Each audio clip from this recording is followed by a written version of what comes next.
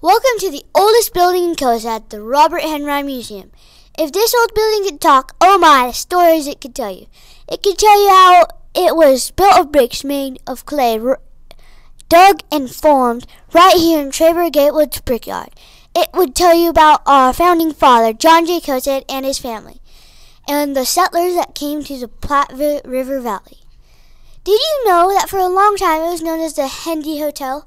We'll learn more about that and why it is now called the Robert Henri Museum. Who is Robert Henri after all? He is a world-famous artist, but why would we name a museum in Cozad, Nebraska after a world-famous artist? Come take a journey with us and we'll find the answers to many of these questions. Take it away. Let's head back on the train and back in time! Here we are, jumping off the train. And look where we landed, the 100th Meridian, just like John J. Cozad. John J. Cozad decided to build the town right here because he thought it was a wise choice. It must have been a really wise decision because look at it now. I mean, really, look! It was a beautiful summer Sunday in 1872, clear and fresh.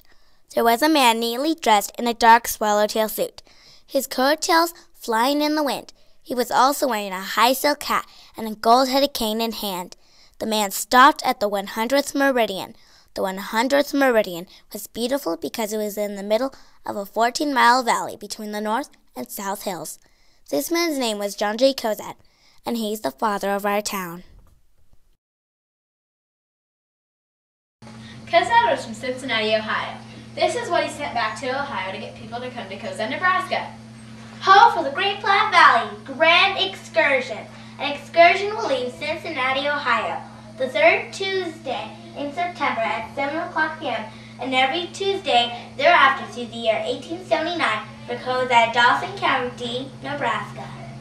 When he saw the 100th Meridian sign, he got off at the next stop and walked back. He desired to build a town here. His wife's name was Teresa Gatewood, and they had two sons, Robert and Johnny. His town would be a clean town. There would be no drinking, no gambling, and no kerosene. It would be a peaceful town, full of hard-working, energetic people. He thought that his decision would be a wise choice. Why do I keep forgetting to say... Say what? That John J. Cozad had a town in Ohio called Cozaddale. Cool. This is a poster John J. Cozad sent back to Cincinnati, Ohio to try to get people to come to Cozad, and it worked. He talks about the great farming land and that you can get 50 bushels of potatoes and you only have to plant 1 bushel of seed, and a lot of other crops are the same way. The Platte River affords splendid mill sites. He tells them all they have to do is jump on the Union Pacific Railroad and it will bring them right to Cozad for just $22. Founded Cozad on the 100th Meridian, he built this house for his family and for new settlers until housing was available. It was later sold to a guy named Mr. Henri after John J. Cozad killed Mr. Pearson. Come on in and we'll show you some of the hotel.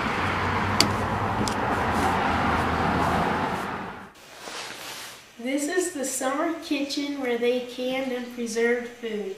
This is the wood-burning stove they used, and they kept the wood in this. This is an old-fashioned cabinet they had with the flour mill in it.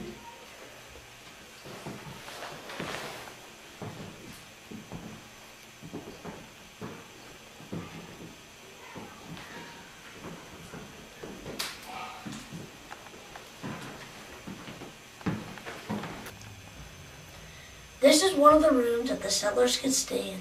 This is what they went to the bathroom in before they had plumbing or indoor toilets.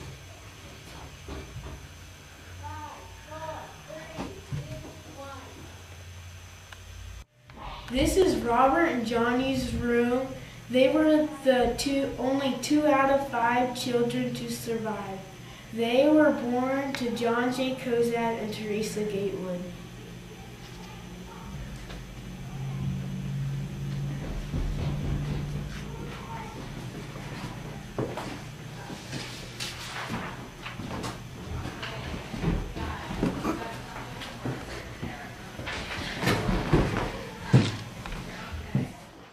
This is Teresa Gatewood and John J. Cozad's room. They this is what Teresa would have worn, and this is probably what John J. Kozad would have worn. And here's his top hat.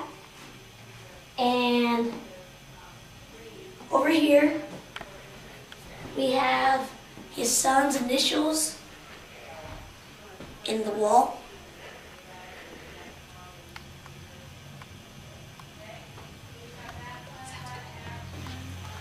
Okay. We hope you enjoy the Henri Hotel.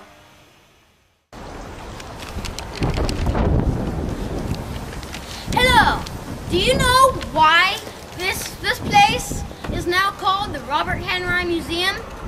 Well, let's take a close-up look at that. He grew up here, and like right here in Kozad, and some of his artwork is actually displayed in here. So let's take a look at that and see some of his artwork. Okay, I'm getting a special news. Yeah, it's just coming right now. If you don't know what made Robert Henri so famous, well, here's why. He made a special type of artwork called ash can artwork. That's correct, ash can artwork. As I said, Robert Henri was a very famous artist. Now let's go into the next room and check out his artwork. Hello, and as I said in the other room, Robert Henri was a very famous artist because of ash can. But here is some examples of ash can art.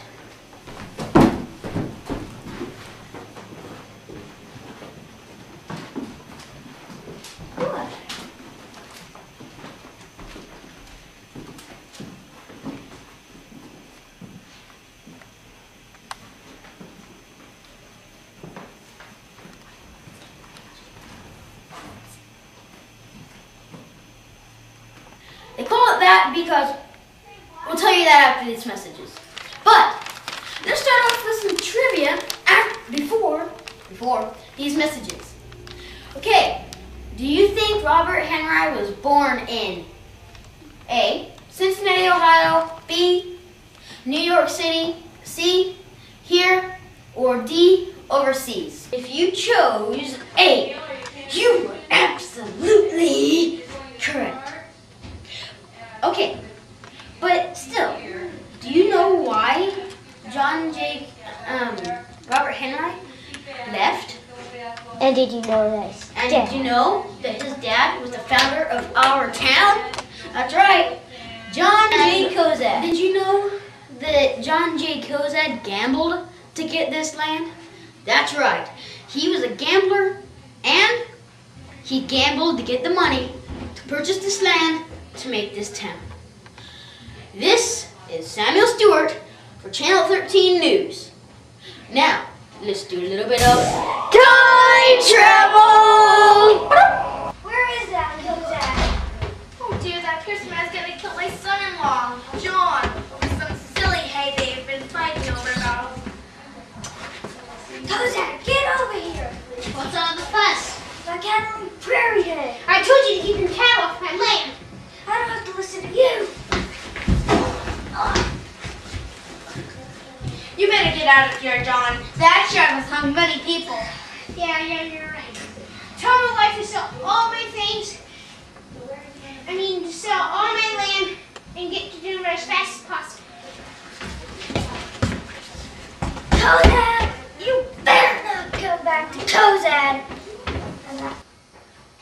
After Kozad shot me, I died 2 months later in the hospital from an infection. I shot Pearson in self-defense because he drew a knife on me. I left town and wasn't heard of for 7 months afterwards, and I sent word back to my wife to meet me back in the East. To hide all our money, she sewed them into our clothes. Then we changed our names to Mr. and Mrs. Richard H. Lee. That is why Kozad never heard of my famous son, Robert Henri, until Maria Sandoz wrote the book, Son of the Gambling Man. Even though John Kozad was found innocent of murder, he nor his family ever returned to the town he founded to live. As a young man, his youngest son, Robert, dropped his last name of Kozad and grew up to become Robert Henri, world-renowned artist and teacher. He and a group known as The Eight and their Ashcan School of Art changed American art in the early 20th century by painting ordinary, everyday things as they really were. On Monday, December 3rd, you will journey back in time and visit the Robert Henri Museum as it may have been during the holidays over 100 years ago. We hope you have learned a bit about this Kozad treasure.